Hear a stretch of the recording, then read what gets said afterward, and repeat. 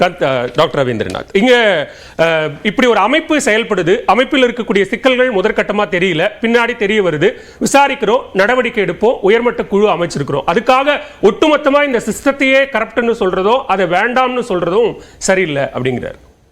ஆதாரப்பூர்வமாக மாட்டிக்கொண்ட பிறகு எதுவுமே நடக்கலைன்னு சொல்ல முடியல. ஆரம்பத்தில் மறைப்பதற்கான முயற்சி பண்ணாங்க. அதுவரை மாணவருடைய போராட்டம், மாணவர் சுட்டி காட்டிய குறைபாடுகள்லாம் வந்து வெட்ட வெளிச்சத்துக்கு வந்த பிறகு தவிர்க்க முடியாமல் தவறு நடந்தது ஒத்துக்கிட்டாங்க. அப்போ ஒத்துக்கிட்ட பிறகு அதுக்கடுத்து வந்து ரெக்டிஃபிகேஷனுங்கிற பேரில் வந்து என்ன பண்ணுறாங்கனாக்கா இந்த மாதிரி ஒரு கண்துடைப்பு நாடகத்தை நடத்துகிறாங்க. நாங்கள் வந்து என்டிஏல மாற்றங்களை பண்ணுறோம், தலைவரை மாற்றிட்டோம் அப்படிலாம் சொல்லி மாற்றம் நடத்துகிறாங்க. பிஜேபி அரசாங்கமே ஒரு ஊழல் மிகுந்த அரசாங்கமாக இருக்கின்ற பொழுது தனக்கு கீழே இருக்கக்கூடிய அனைத்து ஜனநாயக அமைப்புகளையுமே அது வந்து ஊழல் மிகுந்த அமைப்புகளாக மாற்றிய பிறகு, தன்னுடைய சித்தாந்தம் உள்ள நபர்களை அந்த அமைப்புகளை தலைவர்களாக மாற்றிய பிறகு என்டிஏல இந்த சின்ன மாற்றங்கள் செய்வதனால பெரிய மாற்றம்லாம் வந்துவிடாது. எனவே அதை வந்து நம்ம தெரிந்து கொள்ள வேண்டிய அவசியம் இருக்குது. அதுக்கடுத்து என்னக்க மாநில அரசுடைய கட்டுப்பாட்டிலே மருத்துவ இடங்கள் இருக்குது, ஒன்றிய அரசுடைய கட்டுப்பாட்டிலே மருத்துவ இடங்கள் இருக்குது. அதேபடி தனியார் நடத்துகிறாங்க, தனியார் நிகர்நிலை மருத்துவ பள்ளிகளாக இருக்குது, இராணுவ மருத்துவர்களாக இருக்குது.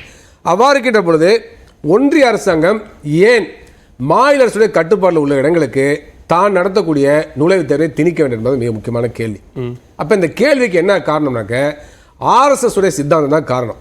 அவங்க என்ன நினைக்கிறாங்க, ரெண்டு விஷயம் அதில் ஒன்று அடங்கியிருக்கு. ஒன்று வந்து இன்றைக்கு எல்லாமே வணிகமயமாகிவிட்டது, கல்வி உயர்கல்வி எல்லாமே வியாபாரம் ஆயிடுச்சு. அதே போலவே தேர்வுகளே வியாபாரம் ஆகிவிட்டது பார்க்க வேண்டிய அவசியம் இருக்குது. இன்றைக்கி அமெரிக்காவை சேர்ந்த இடிஏ என்ற ஒரு அமைப்பு வந்து உலகம் முழுவதும் 5 கோடி பேருக்கு போட்டித் தேர்வுகளை நடத்துகிறாங்க.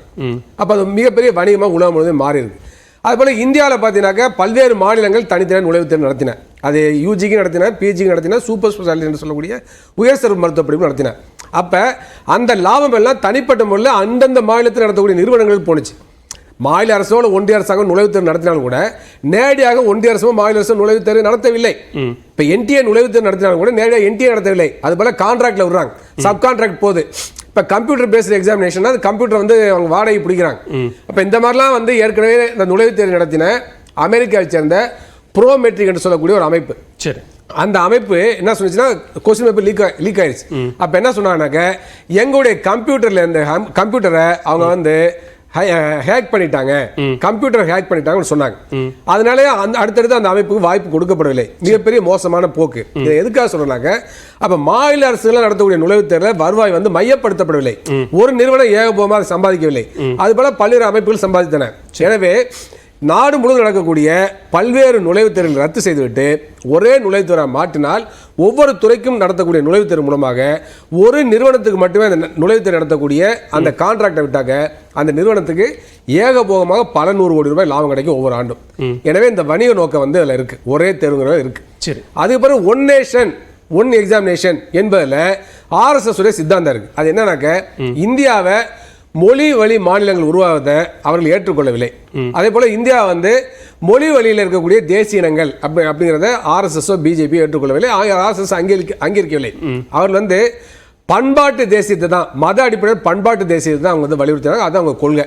இந்தியாவில் 2 தேசம் இருக்கு, ஒன்று இந்துக்களுக்கான இந்து தேசம், இன்னொன்று முஸ்லீம் தேசம் என்ற மத அடிப்படையில் பண்பாட்டு தேசியத்தை தான் அவர்கள் வலியுறுத்துகிறார்கள். இதில் என்ன நோக்கம் இருக்குனாக்க இந்தியாவில்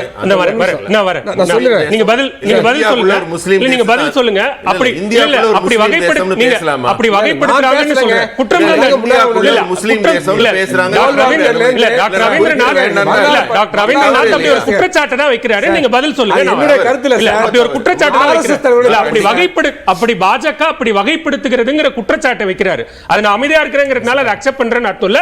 நீங்க அதுக்கு பதில் சொல்லலாம். சாவர்கருடைய கருத்து சார், அது சாவர்கருடைய கருத்து. அப்ப வந்து முதல்ல இந்தியாவில் வந்து இந்துக்களுக்காக இந்து ராஷ்டிரம் உருவாக்கணும்னு சொன்னாங்க. இந்து ராஷ்டிரம் என்ற கோட்பாட்டை, இந்துத்துவா என்பதை உருவாக்கியவரே சாவர்கர் தான். இந்துத்துவா என்ற வார்த்தையை உருவாக்கியவரே அவர் தான். அப்ப அன்பாறு வருகின்ற பொழுது முஸ்லிம்களுக்கு தனி தேசங்கிற கோரிக்கை வருது. அப்ப நீங்க வந்து உண்மையிலேயே மாநில உரிமையை பற்றி அக்கறை பண்ணா மாநில மொழிவாரி மாநிலம் நீங்க வந்து ஆதரிச்சிருக்கீங்களா? ஏன் மொழிவாரி மாநிலம் உருவாக்கப்படுறத ஆதரிக்கல? இப்ப என்ன த்ரெட் இருக்கு? இல்ல, அதுக்காக சொல்ல வரேன். அங்க பிரச்சனை இருக்கு. இந்தியா ஒரு இந்து ராஷ்டிரம் மாற்றணும். அப்ப இந்து ராஷ்டிரம் மாற்றணும்னாக்க அங்கே இருக்கக்கூடிய மாநில உரிமையை முற்றிலுமா பறிக்க வேண்டும். மருத்துவக் கல்வியில் மாநில உரிமையை முற்றிலுமா பறிக்க வேண்டும். எல்லா இடங்களையும் மத்திய அரசு கையப்படுத்த வேண்டும். எல்லா தேர்வையும் தாந்தா நடத்த வேண்டும். அப்ப ஒரு யூனிட்டரி சிஸ்டம் கொண்டு வர நினைக்கிறாங்க.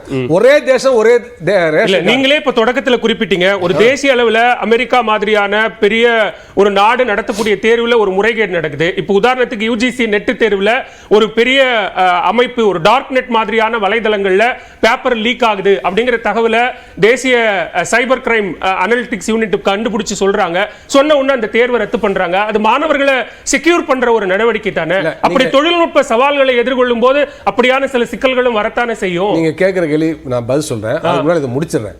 என்னன்னாக்க அப்ப என்ன வருதுனாக்க ஒரே தேசம் ஒரே மொழி, ஒரே தேசம் ஒரே மதம், ஒரே தேசம் ஒரே தேர்தல், இந்த மாதிரி எல்லாம் ஒரே தேசம் தான் உங்களுக்கு.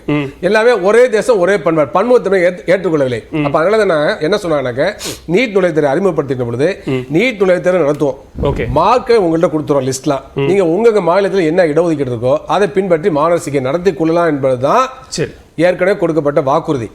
ஆனால் அதற்கு மீறி என்ன பண்ணாங்கன்னா சென்ற ஆண்டு நீட் நுழைவுத்தேர்வு நடத்தியாச்சு. நடத்தினவே என்ன சொல்றாங்க, நாங்களே மாணவர் சேர்க்கை நடத்துவோம். அதாவது மாநில அரசின் கட்டுப்பாட்டில் இருக்கக்கூடிய இளநிலை மருத்துவக் கல்வி இடங்களுக்கான 85 விழுக்காடு இடங்களுக்கும் நாங்களே மாணவர் சேர்க்கை நடத்துவோம், நாங்களே கவுன்சில் நடத்துவோம். நீங்க வந்து நோடல் ஆபீசர் எங்களுக்கு அனுப்புங்க.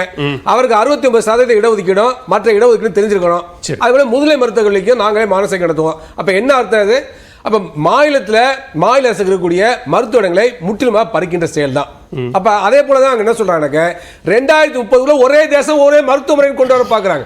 அப்ப ஒரே தேசம் ஒரே மருத்துவமுறை, ஒரே தேசம் ஒரே நுழைவுத் தேர்வு, ஒரே தேசம் ஒரே மாணவர் சேர்க்கை சொன்னாங்க. இது எதை நோக்கி போகிறது? அப்ப ரெண்டு அடிப்படையான விஷயம் அதுல இருக்கு. ஒன்று வந்து அந்த நுழைவுத்தினால் வரக்கூடிய லாபத்தை மையப்படுத்துவது ஒரு சில நிறுவனங்கள் மட்டுமே ஏகபோகமா லாபத்தை அடைவது. அதே போலவே இந்தியாவில் பன்முகத்தன்மை ஒழித்து கட்டுவது, மாநில உரிமையில ஒழித்து கட்டுவது நோக்கம் இருக்கு. அதுக்கடுத்து நீங்க கேட்ட கேள்விக்கு ஊழல் இருக்கு முறைகேடு இருக்கு அப்படின்னு சொன்னீங்க. ஊழல் முறைகேடு இல்லைன்னு அவர் சொன்னாரு, மற்றவங்களும் சொன்னாங்க. அதெல்லாம் இல்லைன்னு சொல்ல வரல. ஆனால் நாங்க ஏற்கனவே என்ன சொன்னோம்னாக்க மாநில அரசுடைய கட்டுப்பாட்டில் உள்ள இடங்களுக்கு அவைகளே தேர்வை நடத்துகின்ற பொழுது ஒன்றிய அரசாங்கம் 24 லட்சம் பேருக்கு 10 லட்சம் பேருக்கு 2 லட்சம் பேருக்கு தேர்வு நடத்த வேண்டிய அவசியமே இல்லை. ஏற்கனவே தமிழ்நாட்டில் வந்து முதுநிலை மருத்துவ படிப்பு தனியார் நுழைவுத் தேர்வு இருந்துச்சுல்ல, அதை எழுதி தானே பிஜி போனாங்க. நான் கூட ஆஃப்தால் பண்ணேன், அந்த நுழைவுத் தேர்வு தான் வந்தேன். ஏன் அந்த நுழைவுத் தேர்வை ரத்து பண்றீங்க? ஏன் அந்த அதிகாரத்தை பறிச்சீங்க? எல்லா மாநில சார் ஒரு நிமிஷம் சார், எத்தனை கோடி பணம் கொடுத்தீங்க? நீட் மட்டும் எந்த பணத்தை பறிச்சீங்க? தனிநபரா கேள்வி இல்ல, தனிநபரா கேட்கறது அரசு மருத்துவ படிச்சேன், நான் யாரும் கொடுக்குறேன், நான் கொடுக்கல. அதுக்கடுத்து சார் நான் படிச்சது எல்லாமே எம்பிபிஎஸ் அரசு மருத்துவக் கல்லூரி, பிஜி அரசு மருத்துவக் கல்லூரி. நான் எதுக்கு சார் ஃபீஸ்? ஓகே நான் முறைகேட்ட பார்வை எடுத்துக்கிறேன். இல்ல நான் முடிச்சறேன். ஒரு நிமிஷம் வந்து எனக்கு அவர் ஒரு வார்த்தை வச்சாரு, நீட் நுழைவுத் தேர்வுக்கும் ஃபீஸுக்கு சம்பந்தமே கிடையாது. சரி, ஃபீஸை யார் முடிவு பண்ணா? நேஷனல் மெடிக்கல் கமிஷன் தான். அந்த கமிஷன் என்ன சொல்லுது, 50 விழுக்காடு இடங்களுக்கு தான் நாங்க ஃபீஸை ஃபிக்ஸ் பண்ணுவோம். மீதி 50 விழுக்காடு இடங்களுக்கு நீங்களே ஃபீஸை ஃபிக்ஸ் பண்ண கல்வி நிறுவனங்களை விட்டாங்க. சரி, இப்ப தமிழ்நாட்டில் ஏற்கனவே தனியார் மருத்துவர்கள் இருக்கக்கூடிய இடங்களுக்கு 100 விழுக்காடு தமிழ்நாடு ஃபீஸ் ஃபிக்ஸேஷன் படி தான் ஃபீஸை ஃபிக்ஸ் பண்ணுச்சு. அது வந்து நிர்வாக கோட்டாக அவங்க தான் ஃபீஸை ஃபிக்ஸ் பண்ணாங்க. அரசுக்கு ஒதுக்கீடு இடங்கள் அவங்க தான் ஃபீஸ் ஃபிக்ஸ் பண்ணாங்க. ஆனா என்டி என்ன இன்னைக்கு இந்த தேசிய மருத்துவம் என்ன செஞ்சிருச்சு, 50% ஃபீஸை ஃபிக்ஸ் பண்ணணும்னு சொல்லிட்டாங்க. அப்ப இதை வந்து நீங்க எந்த விதத்தில் தடுத்தீங்க? 50 லட்சம் கூட 60 லட்சம் கூட 1 கோடி ரூபாய் எம்பிபிஎஸ் கேட்கறாங்க. சரி, அடுத்த சுற்றுல பேசலாம்.